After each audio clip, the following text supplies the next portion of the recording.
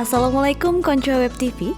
Di bulan suci Ramadan penuh berkah ini, Web TV akan kembali mengulas terkait Masjid Al-Manshur Wonosobo beserta magnet yang dimilikinya dalam program Telusur, Menelusuri, dan Mengetahui.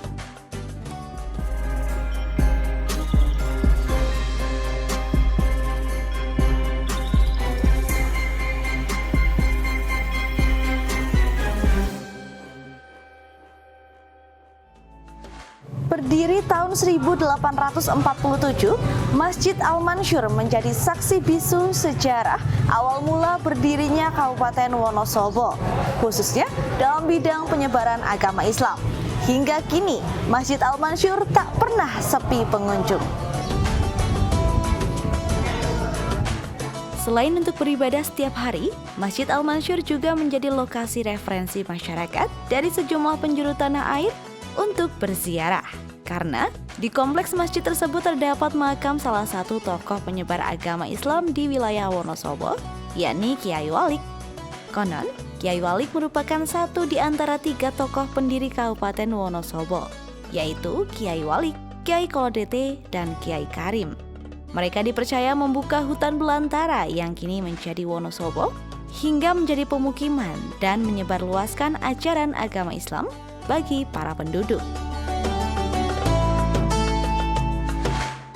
Kyai Walik sendiri adalah ulama besar dari Yaman yang datang pertama kali ke Indonesia di rumah Sunan Kudus.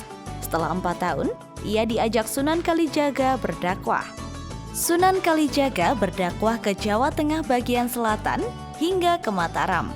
Sedangkan Kyai Walik berdakwah ke Wonosobo. Keberadaan dari Mbah Walik di sini. Mbah Walik itu siapa juga ini misteri. Kecil saya itu di situ memang sudah ada kijing itu, ada maesan, ada kodaan batu, ada saya kuburan gitu. Tapi orang menganggap bahwa ada yang menganggap itu makam Mbah Walik, ada yang menganggap itu pekaringan petilasan. Atau kalau orang bilang mungkin tempat untuk beliau rialat gitu ya. Kemudian kalau itu makam berarti beliau ya dimakamkan di situ. Saya tahu bahwa itu adalah makam, itu Habib Lutfi yang tahunnya juga saya cadap di sana. Beliau rawuh di sini mengatakan ini makam. Kemudian yang menarik dari kebenaran Mbah Walik adalah bahwa Mbah Walik itu termasuk salah satu di antara pendiri Wonosobo, cikal bakal Wonosobo, bukan langsung mendirikan. Ada Mbah Walik, ada Mbah Kyai Karim, ada Mbah Kyai Kolodete, yang tiganya itu juga misteri semua. Tidak jelas makamnya di mana, orangnya, sejarahnya seperti apa, tidak ada yang tertulis. Hanya dari mulut ke mulut. Terdapat beberapa versi keyakinan terkait nama asli Kyai Walik. Menurut ulama tafsir Surabaya, Kyai Walik bernama asli Abdul Holik. Ada ulama lain yang menyebut Kyai Walik adalah Abdul Hakam. Sedangkan menurut Kyai Haji Habib Lutfi, Kyai Walik bernama asli Usman bin Yahya.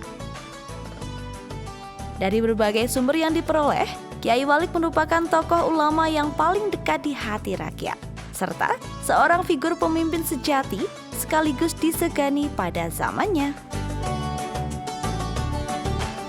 Sebelumnya tidak diketahui apabila di belakang Masjid Al-Manshur ini merupakan tempat bersemayamnya Kyai Walik. Hingga ada beberapa tokoh yang berkunjung ke Al-Manshur.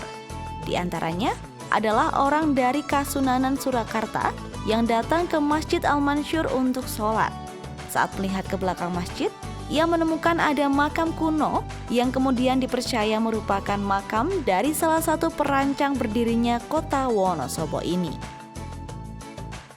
Kemudian, Habib Muhammad Lutfi bin Ali bin Hashim bin Yahya dari Pekalongan yang tengah melacak keberadaan makam Kyai Walik juga menyebutkan bahwa Masjid Al-Manshur Wonosobo merupakan tempat bersemayamnya Kyai Walik. Kyai Walik merupakan sosok yang begitu dicintai rakyat. Hingga setelah beliau wafat, banyak orang dari berbagai etnis berbondong-bondong datang ke makamnya untuk berziarah.